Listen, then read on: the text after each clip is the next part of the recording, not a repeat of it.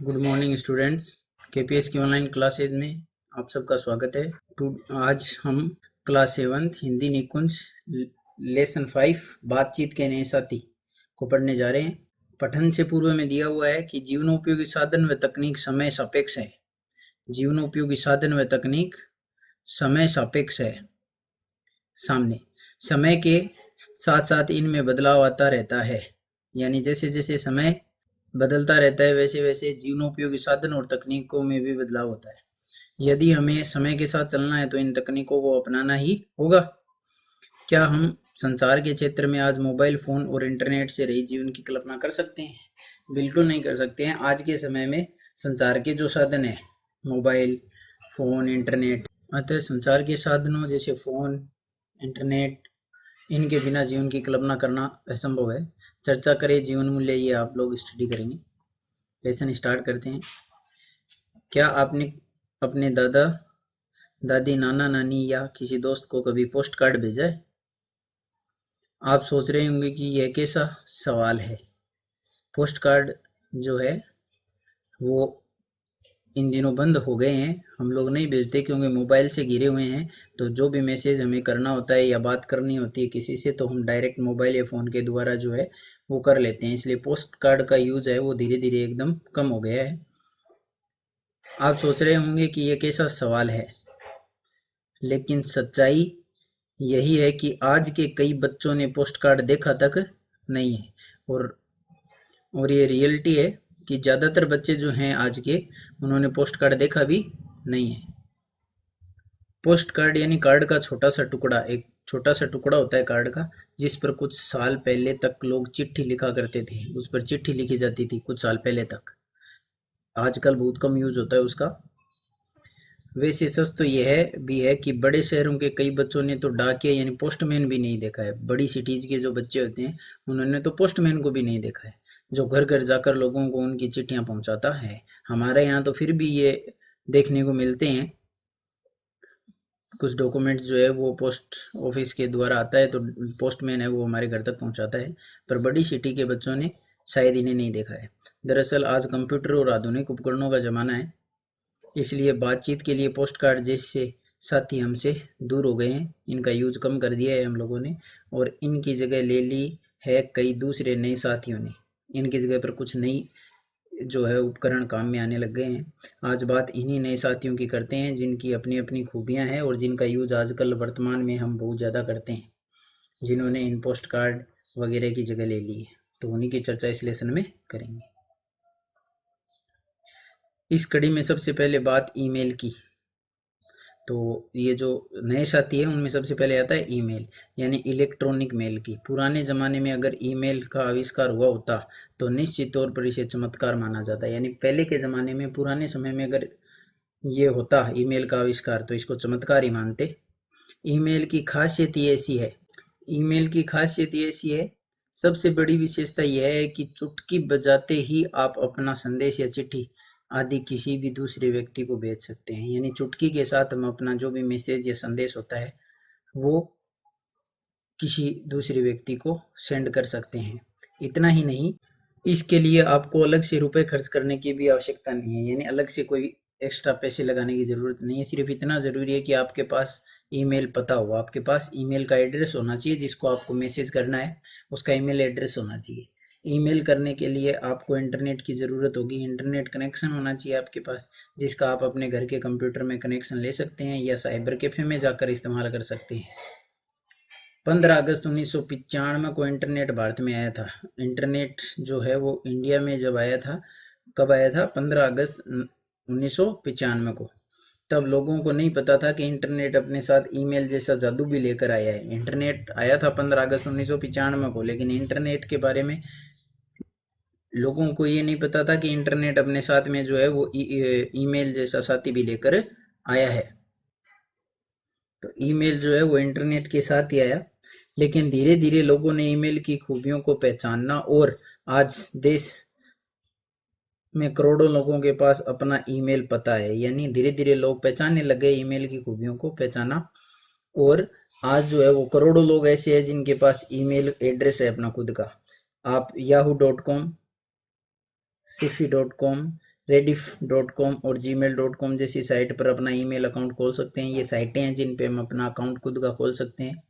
Email account खोलना बेहद आसान है। आपको जिस नाम से अपना ईमेल खाता खोलना है उसका नाम और कुछ दूसरी जानकारियां फॉर्म में भरनी होती है। बस खुल गया ईमेल खाता। ईमेल अकाउंट खोलने के दौरान आप अपना एक गोपनीय कोड यानी पासवर्ड भी चुनते हैं। इसमें अपना एक गुप्त पासवर्ड होता है। यह पासवर्ड इसलिए होता है ताकि कोई दूसरा व्यक्ति आपके ईमेल से चिट्ठी पत्री न भेज सके, यानी कोई दूसरा व्यक्ति आपके अकाउंट को खोल नहीं सके और उसमें किसी प्रकार की कोई भी जो है वो मैसेज वगैरह किसी दूसरे व्यक्ति को सेंड न कर सके और आपके मैसेज न पढ़ सके। ईमेल की खास बात यह भी है कि आप इसके जरिए सामान्य संदेश यानी टेक्स्ट मैसेज कितना भी बड़ा हो तो भी भेज सकते हैं, यानी तुरंत टाइप करके। टेक्स्ट मैसेज का मतलब होता है कि आप अपने कंप्यूटर में या मोबाइल में तुरंत अपना मैसेज टाइप करें, चाहे वो कितना ही बड़ा हो, और तुरंत भेज सकते हो। फोटोग्राफ और वीडियो क्लिपिंग भी भेज सकते हो। आप फोटोज सेंड कर सकते हो, मंगवा सकते हो, और वीडियो क्लिपिंग जो होती है वीडियो बनाकर जो है वो आप सेंड कर सकते हो और रिसीव भी कर सकते हो। तो ये कुछ मौखिक प्रश्न है। पोस्ट कार्ड क्या है? पोस्ट कार्ड एक छोटा सा कार्ड का टुकड़ा होता है, ठीक है ना, जिससे लोग पहले चिट्ठी लिखते थे। ईमेल का पूरा रूप क्या है? ईमेल का पूरा रूप है इलेक्ट्रॉनिक मेल। पूरा नाम पूछा है यहाँ पर। इंटरनेट भारत में कब आया? इंटरनेट भारत में 15 अगस्त 1995 में आया।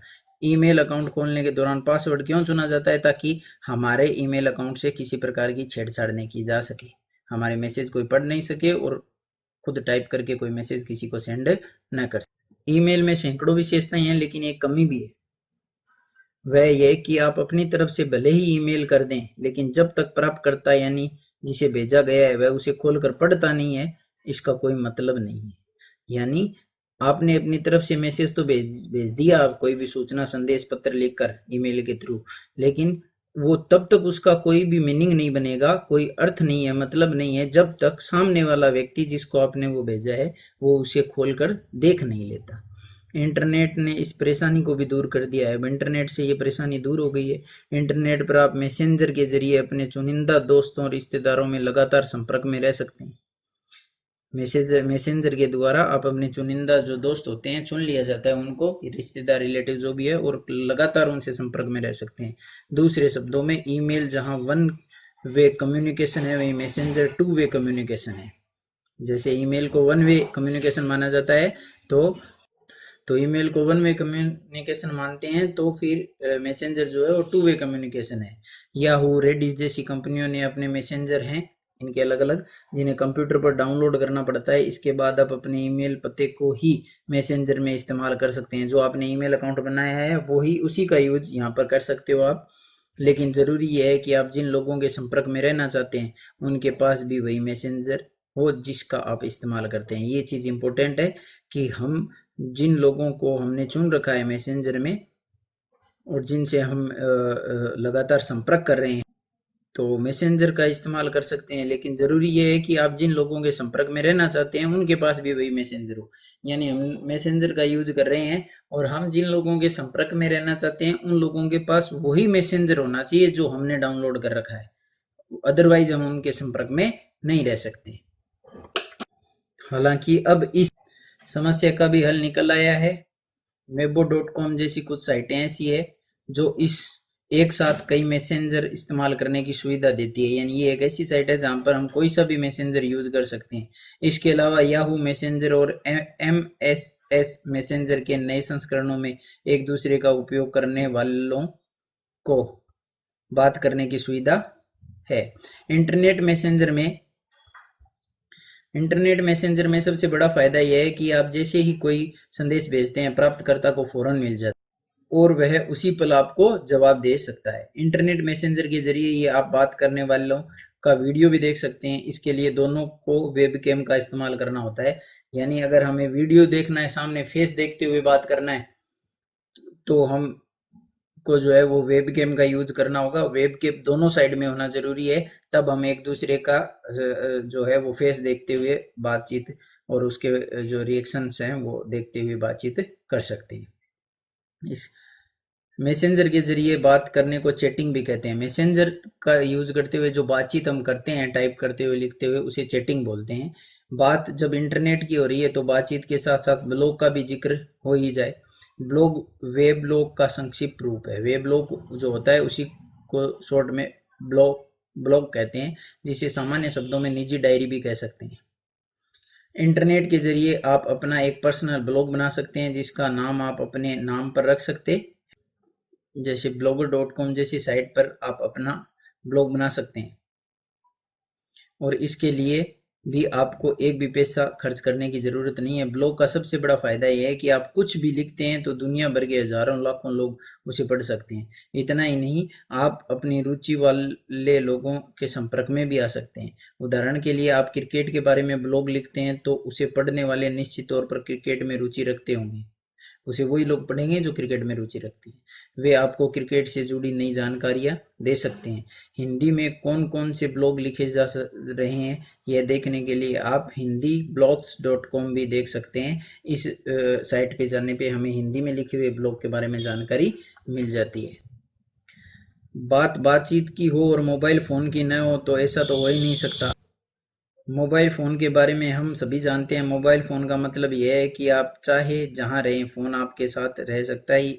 इसको बताने की या समझाने की ज़रूरत नहीं है, क्योंकि हम मोबाइल से घिरे हुए हैं और सबके घरों में मोबाइल मिल जाता है। मोबाइल फ़ोन की सबसे बड़ी विशेषता यही है कि इसके ज़रिए आप घर से बाहर रहकर भी लोगों के संपर्क में रह सकते हैं। इतना ही नहीं, इसके माध्यम से जो है वो हम लोग रेलवे टिकट बुकिंग कर सकते हैं, बैंक ट्रांजैक्शन कर सकते हैं, पैसों का लेन देन बैंक जाने की ज़रूरत नहीं है। घर बैठे मोबाइल के थ्रू जो है वो पैसे अकाउंट से हैं वो किसी दूसरे अकाउंट में ट्रांसफ़र कर सकते हैं। इंटरनेट आदि आधुनिक सेवाओं का भरपूर लाभ उठा सकते हैं। 2G या 3G से लेस आपका मोबाइल आपको सूचना तकनीक के अत्याधुनिक संसार से जोड़ देता है। मोबाइल की भी अलग अलग क्वालिटी होती है, 2G 3G 4G भी है, और अब 5G आने की तैयारियां चल रही है।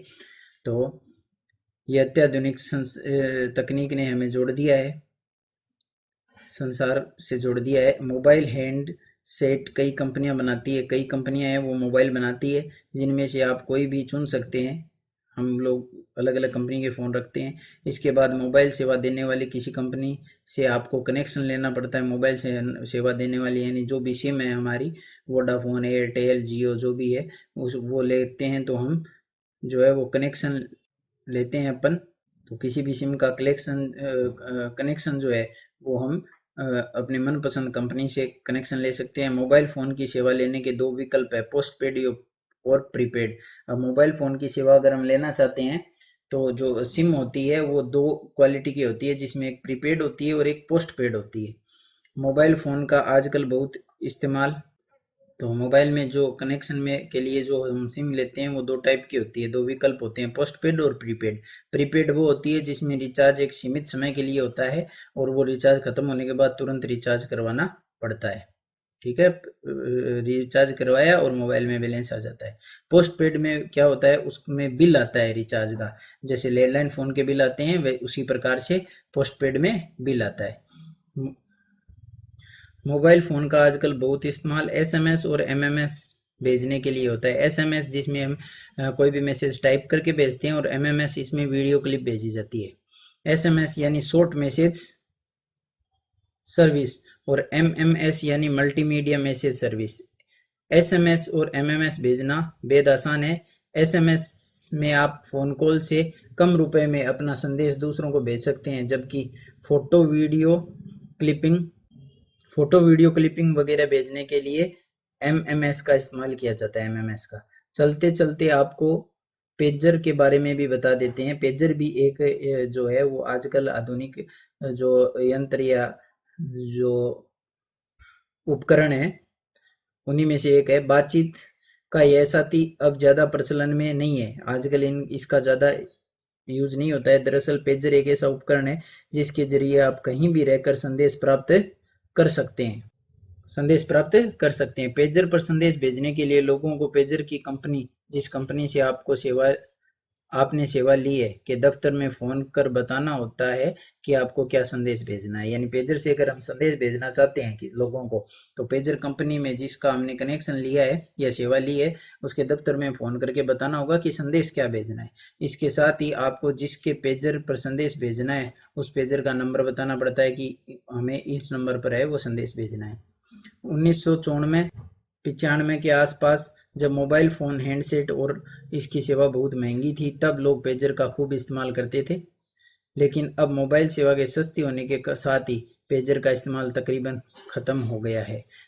तो ये हमारा लेसन था। इसके लेखक थे गौरी पालीवाल, जिन्होंने हमें इंटरनेट के बारे में और इंटरनेट का कैसे हम इस्तेमाल करते हैं उससे जुड़े हुए उपकरणों के बारे में ये लेसन पढ़ाया। और इन उपकरणों से वर्तमान में हम घिरे हुए हैं। तो ये वीडियो देखते हुए आपको लेसन को समझना है और अपने बुक से इस लेसन को रीड करना है अच्छे से। मैं उम्मीद करता हूँ ये लेसन आपको समझ में आएगा। इस लेसन का जो भी नोटबुक पार्ट होगा और बुक पार्ट होगा वो आपको सेंड कर दिया जाएगा। Thank you, have a nice day.